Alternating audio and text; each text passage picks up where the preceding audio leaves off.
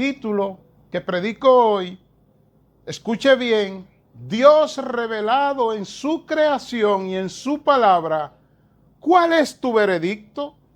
Ese es el título. Vamos a partir del Salmo 19. Yo voy a leer el Salmo 19 y lo voy a leer en la versión Nueva Traducción Viviente, aunque estaré usando la Reina Valera del 60 para predicar. Quiero leerlo en esta versión para que usted oiga un lenguaje, escuche un lenguaje un poco diferente y más asimilable del Salmo 19. Dice el Salmo: los cielos proclaman la gloria de Dios y el firmamento despliega la destreza de sus manos. 2. Día tras día no cesan de hablar, noche tras noche lo dan a conocer. 3. Hablan sin sonidos ni palabras, su voz jamás se oye. 4. Sin embargo, su mensaje se ha difundido por toda la tierra y sus palabras por todo el mundo. Dios preparó un hogar para el sol en los cielos. 5. Y este irrumpe como un novio radiante luego de su boda. Se alegra como un gran atleta ansioso por correr la carrera. 6.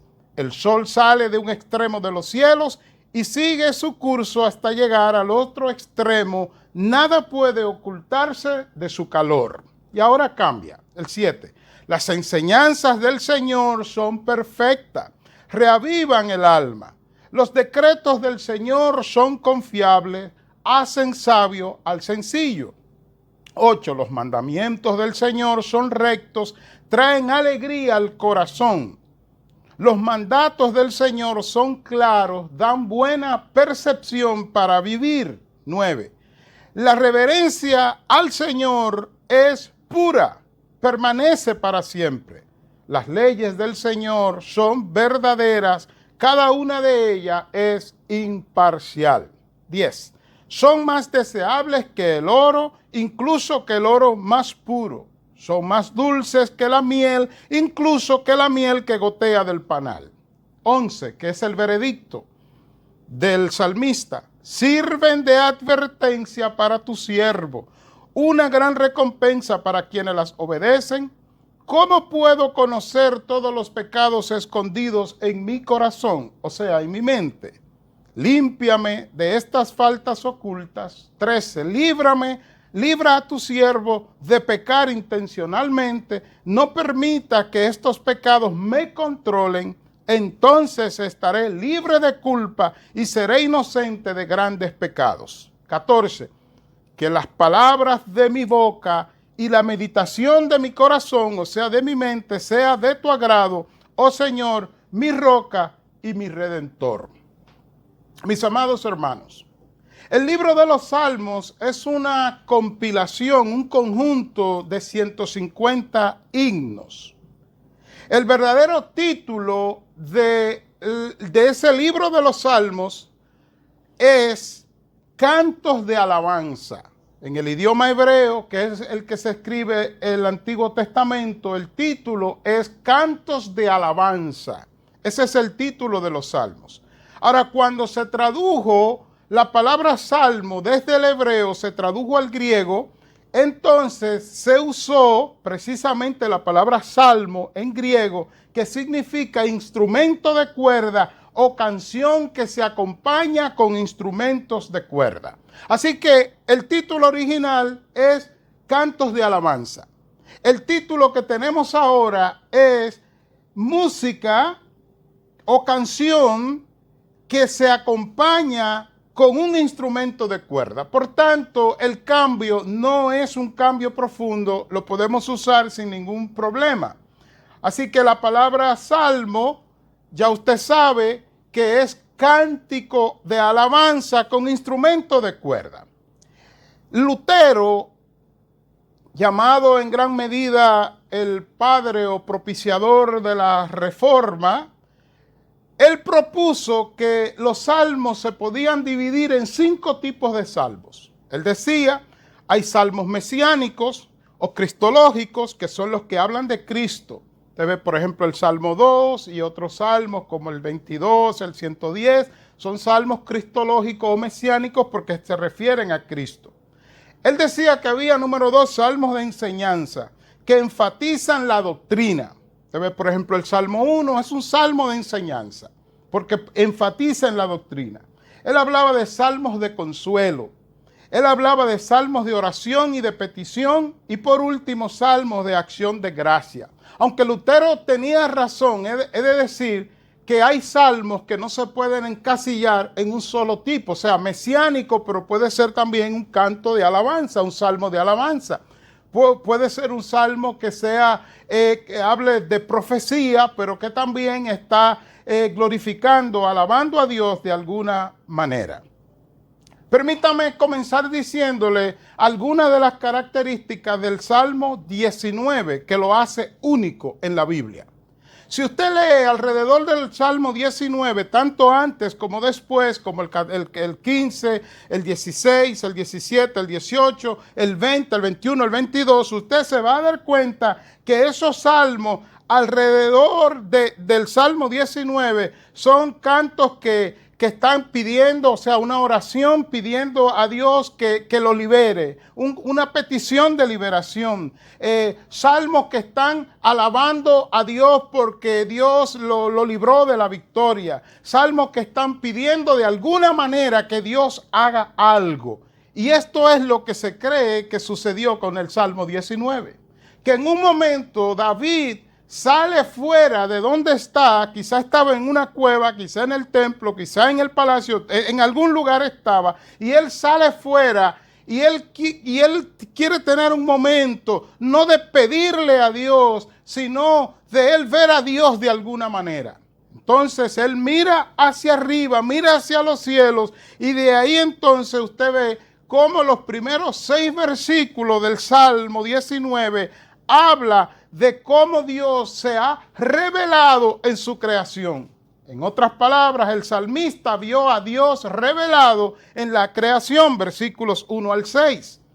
Y entonces eso lo lleva a él, es lo que se cree, lo que algunos comentaristas piensan. Sí, pero Dios está ahí, pero desde ahí yo no puedo tener un contacto directo con Él. Necesito algo más. Y entonces Él va a la palabra, que en este caso es la palabra del Antiguo Testamento, o sea, los 5 primeros libros de la ley, que era lo que tenía en ese entonces. Y Él comienza a hurgar y Él ve en esa interioridad, en esa comunión con Dios, después de haberlo visto en la creación o a través de la creación. Ahora, él entra en una intimidad tal que él ve a Dios en su palabra de tal manera, hermanos, que en estos versículos del 7 al 11, él mira y declara cómo Dios se ha manifestado en su palabra con 6 nombres diferentes de la palabra de Dios. Lo vamos a ver ya mismo. Él ve 6 atributos o cualidades de la palabra de Dios. Y ve también 6 beneficios de la palabra de Dios a nosotros. Eso hace que el Salmo 19 sea único. Para fines de entendimiento, en este mensaje titulado Dios revelado en su creación y en su palabra, ¿cuál es tu veredicto? Vamos a ver, o le quiero le quiero mostrar cómo este salmo está dividido.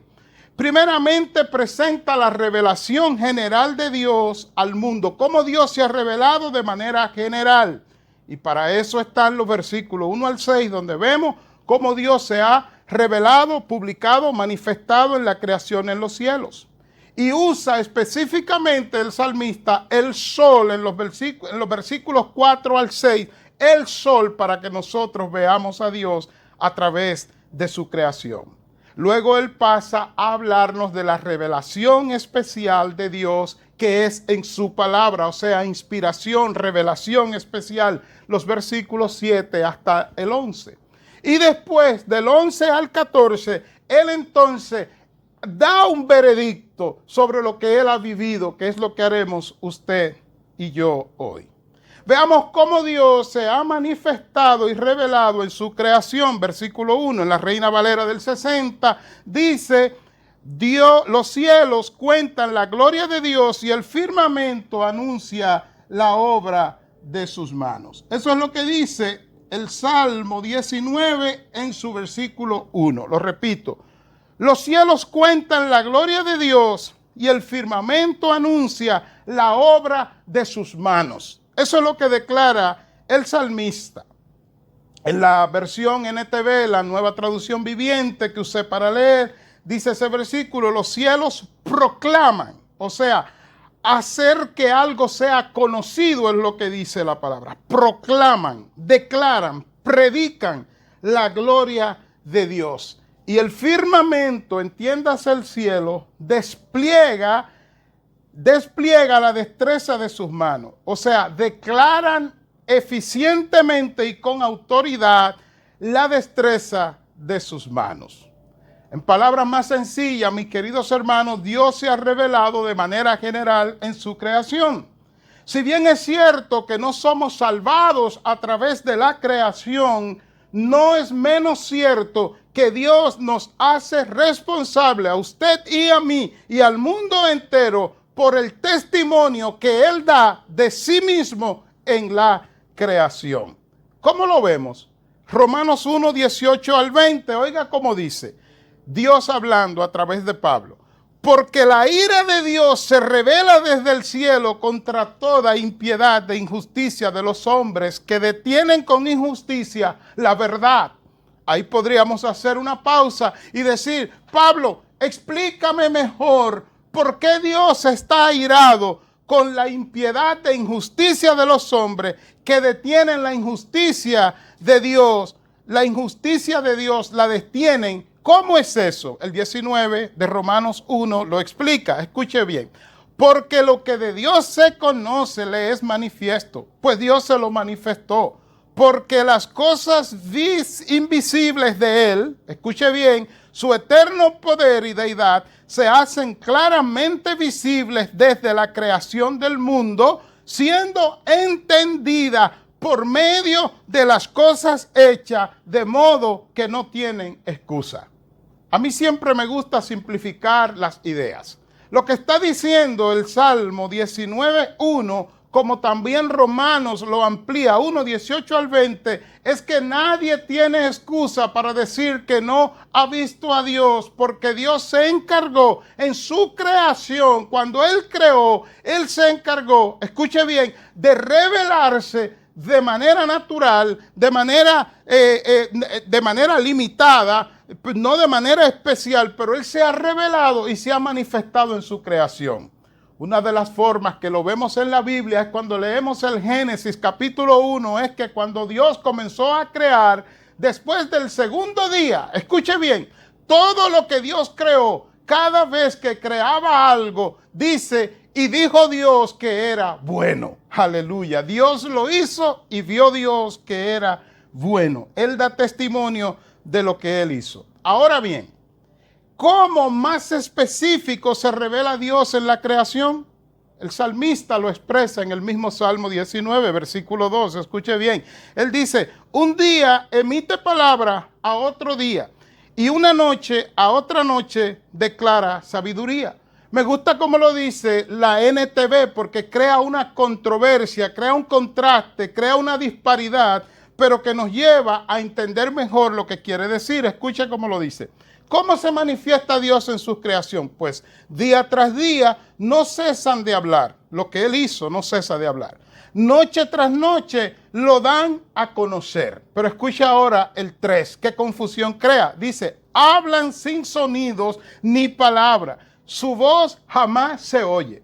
Pero ¿cómo es que en el versículo 2 dice que lo que Dios creó habla todos los días, habla todas las noches, y ahora me dice en el versículo 3 que lo hacen sin palabras, sin sonido? Pues escucha el 4, como dice: sin embargo, su mensaje se ha difundido por toda la tierra y sus palabras por todo el mundo. Pero todavía no me dice cómo. Dios preparó, ahora sí te dice cómo. Dios preparó un hogar para el sol en los cielos. Y escuche ahora el 5. Y este irrumpe como un novio radiante luego de su boda. Se alegra como un atleta ansioso para correr la carrera. Y concluyente, el sol sale de un extremo de los cielos y sigue su curso hasta llegar al otro extremo. Nada puede ocultarse de su calor. Así que cuando él dice en el versículo 2 que Dios habla a través de su creación día tras día, noche tras noche, se refiere a esto. Ejemplo pone el sol. Cómo el sol se levanta radiante, contento, alegre, feliz, dispuesto y se despliega de un lugar a otro. Nadie puede detenerlo y entonces usted tiene que llegar a un veredicto sobre eso. Si eso es así, entonces, ¿cómo es que eso acontece? Pero el salmista nos da a conocer en su aptitud que no se puede llegar a una conclusión final a través de la creación. Dios se ha manifestado, Dios se ha revelado en su creación, pero es una revelación limitada, una revelación general. Pero ahora el salmista pasa a decirnos cómo Dios se ha revelado, manifestado de manera especial. Versículo 7 al versículo 14. Hasta el 11 más bien. Escuche lo que dice el salmista, la Reina Valera. La ley de Jehová es perfecta que convierte el alma. No sé si notó usted que ahora en esta parte del 7 al 11, el salmista comienza a ponerle nombre a la palabra de Dios. Y lo primero que le llama es ley de Jehová. O sea, le da un título a la palabra de Dios, le dice ley de Jehová. Queriendo decir, mis amados hermanos, que la forma como Dios gobierna su creación es a través de su ley. ¿Y cuál es su ley? Su palabra. Por eso la titula, la llama ley de Jehová. Pero note que ahí mismo en el versículo 7 ya ahora no le llama ley, sino que le llama testimonio. El testimonio de Jehová es fiel, dice él. Y ahí está el segundo título que le da o nombre a la palabra de Dios. En el versículo 8 él le da otro nombre a la palabra de Dios, otro título. Dice: los mandamientos de Jehová son rectos que alegran el corazón. El precepto, otro título que le da a la palabra de Jehová. La palabra precepto es una orden o mandato que da un superior para que se le obedezca.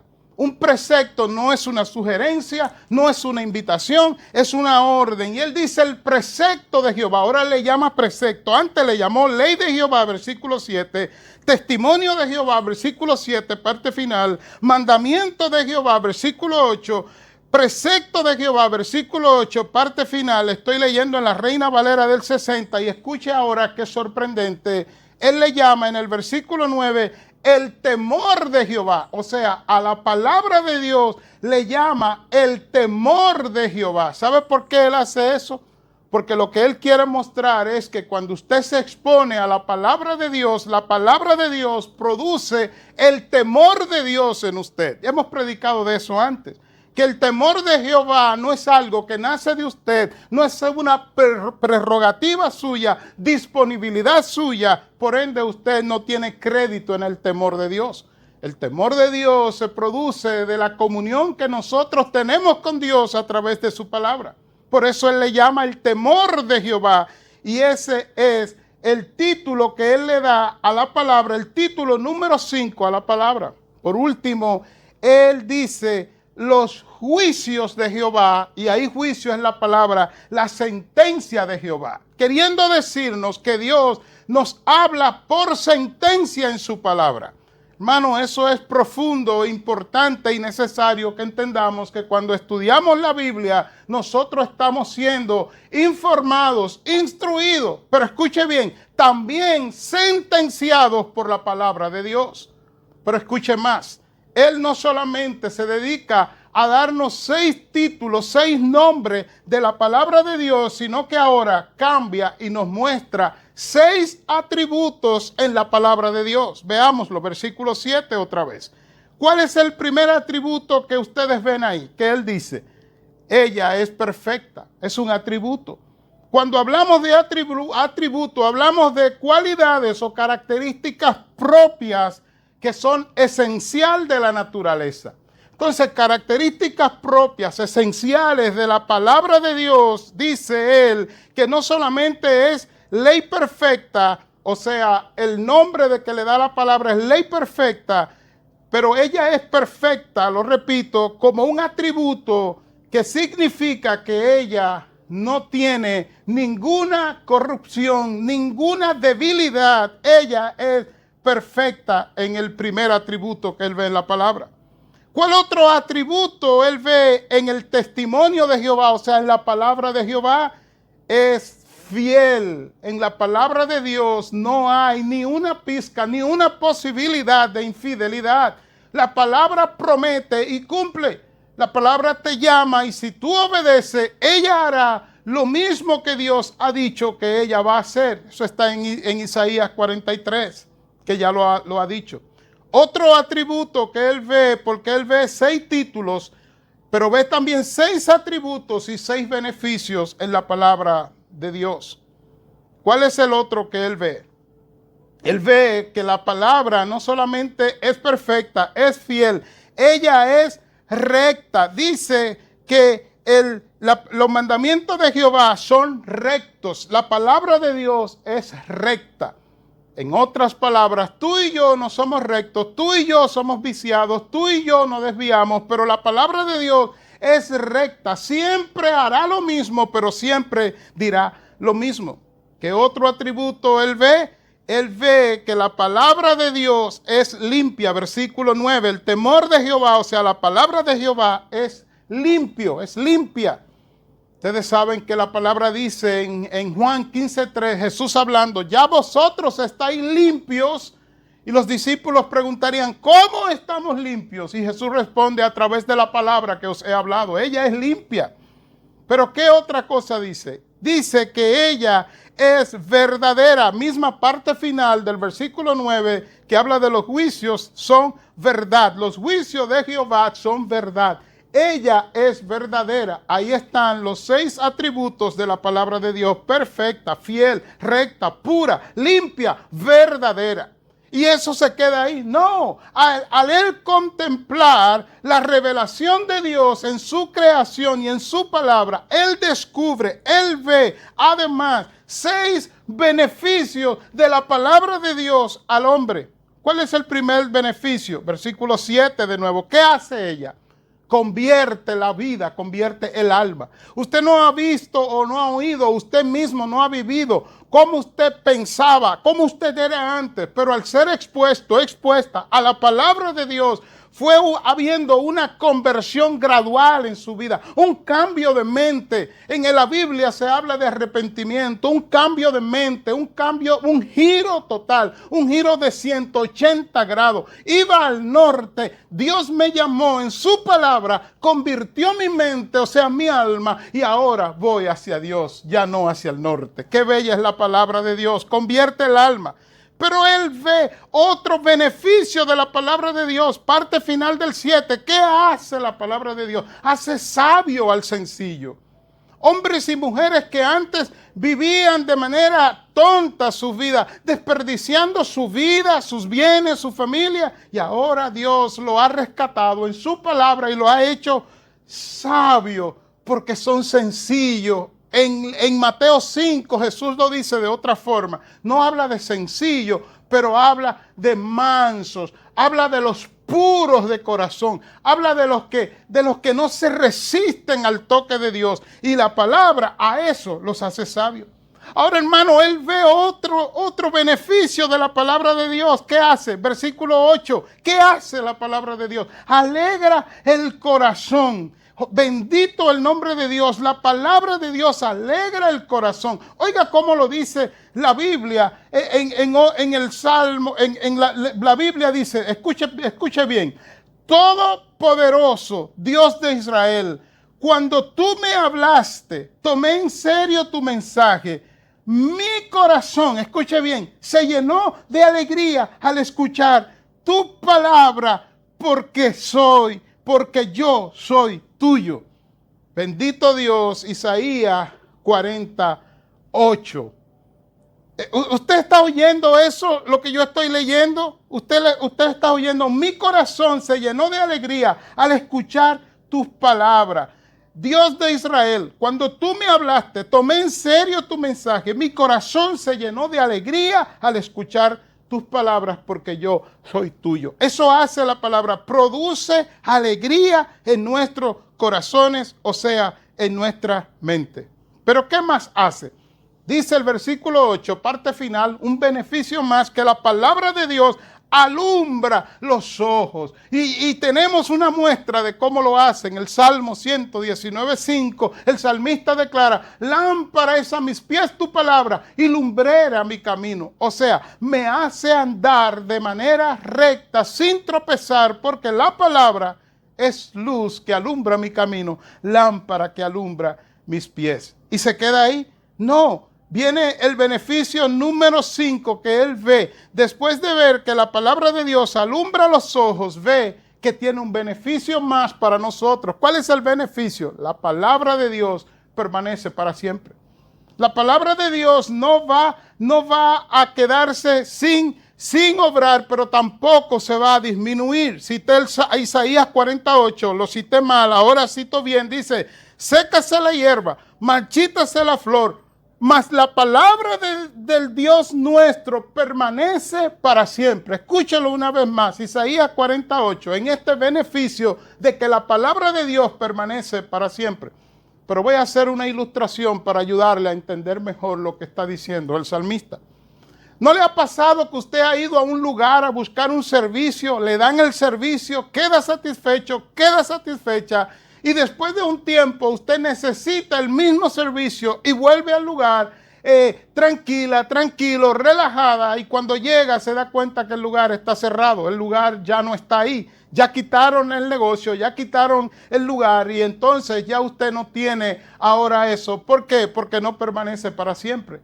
Amados, la palabra de Dios no es así. Tú puedes caer, tú puedes fallar, tú puedes desviarte, pero en el momento en que Dios ilumine tus ojos y tú vuelvas a la palabra seguirá allí, siendo fiel, siendo verdadera, siendo recta, siendo pura, siendo perfecta, siendo limpia y estando dispuesta para ti. Qué precioso es el Señor en su palabra. Y estamos, hermanos, viendo los beneficios que todavía no terminan de la palabra de Dios. El último beneficio que él muestra es que la palabra de Dios es deseable. Usted lo verá ahora. Mire cómo dice el 10. Deseables son más que el oro. La palabra de Dios es deseable. Pero hay una pregunta implícita en ese deseable. ¿Por qué la palabra de Dios es deseable? Esa pregunta él también la responde. ¿Cómo la responde? Él dice en la parte final del versículo 9 que el temor de Jehová, o sea, la palabra de Jehová que permanece para siempre, pero dice también que los juicios de Jehová, que es la misma palabra de Jehová, escuche ahora, son todos justos. En otras palabras, cuando dice que son todos justos, se refiere a que la palabra de Dios se hace deseable a nosotros porque no hay corrupción en la palabra de Dios. Todo es verdad, pero también todo es justicia. Y entonces llegamos a la parte final preguntando nuestro título, exponiendo nuestro título con una pregunta. Dios revelado en su creación y en su palabra, ¿cuál es tu veredicto? Porque la parte más importante del Salmo 19 no es que Dios se ha revelado en la creación, no es todos los nombres de la palabra de Dios en el Salmo 19, que son 6, no son todos los atributos de la palabra de Dios, que son 6 también, no son todos los beneficios de la palabra de Dios, que están del 7 hasta el 10, en el Salmo 19. La parte más importante del Salmo 19 es la pregunta final: ¿cuál es tu veredicto? Después de saber que Dios se ha revelado en su creación y la perfección de Dios en su palabra, ¿cuál es tu veredicto? Él dio un veredicto al salmista. En el versículo 11, escuche cómo él dice: tu siervo es además amonestado con ellos, en guardarlos hay grande galardón. Dicho de otra manera, el salmista, al verse expuesto a la creación de Dios y ver a Dios en la creación y ver a Dios en su palabra manifestado de manera especial, el salmista entonces lo lleva a él. Ya no es aéreo, ya no es genérico, ya no habla en comunidad, sino que habla de lo que hace esa palabra de Dios en él. ¿Qué hace esa palabra de Dios? Me amonesta, versículo 11. Y cuando guardo lo que dice la palabra de Dios, hay grande galardón. Bendito el nombre del Señor. Eso es lo que llamamos personalizar la palabra de Dios en tu vida, llegando a un veredicto. Y el veredicto se ve más amplio en los versículos 12 y 13, donde él expone, escuche bien, cómo puedo conocer todos los pecados escondidos en mi corazón. Ese es un veredicto. Él se sabe pecador, él se sabe contaminado, y entonces él clama: límpiame de estas faltas ocultas, obvio, a través de tu palabra. El 13, él dice: libra a tu siervo de pecar intencionalmente. ¿Cómo Dios lo hace? A través de su palabra. No permita que estos pecados me controlen. ¿Cómo Dios lo hace? A través de su palabra. Entonces, dice él, estaré libre de culpa y seré inocente de grandes pecados. Y él hace la declaración final en su veredicto, y es que las palabras de mi boca y la meditación de mi corazón sean de tu agrado, oh Señor, mi roca y mi redentor. La aplicación a nosotros es que la raza humana es responsable ante Dios porque Él se ha manifestado a través de su creación, o sea, comunicación no verbal de Dios, sino revelación limitada, pero es revelación. Pero también Dios se ha revelado de manera especial en su palabra, y ahora nosotros no tenemos excusas. Entonces, mis queridos hermanos, cada vez que usted tenga un problema, cada vez que usted tenga una confusión, no se encierre, por Dios. Primero salga afuera, mire hacia arriba, mire hacia el cielo y diga: ¿dónde está Dios? Verá a Dios en cada pizca de tu respiración, en cada calor que siente del sol, en cada trazo que tú ves frente a ti. Tú puedes ver a Dios porque Él se ha dejado ver allí. Y después entonces vuelve a entrar donde tú usualmente entras, a tu casa, a tu cuarto, en tu lugar de soledad, en tu carro. Abre la palabra de Dios y dile a Dios: ahora, Señor, muéstrame los títulos de tu palabra, muéstrame los atributos de tu palabra, muéstrame los beneficios de tu palabra. Y después cierra todo eso, abre tus ojos y dile a Dios: ahora yo sé que te necesito, Señor, no solamente cuando tengo problemas, sino siempre. Obra en mi vida, Señor, que tu palabra entre a mi corazón y me transforme. Esa es la enseñanza del Salmo 19. Padre, he predicado tu palabra.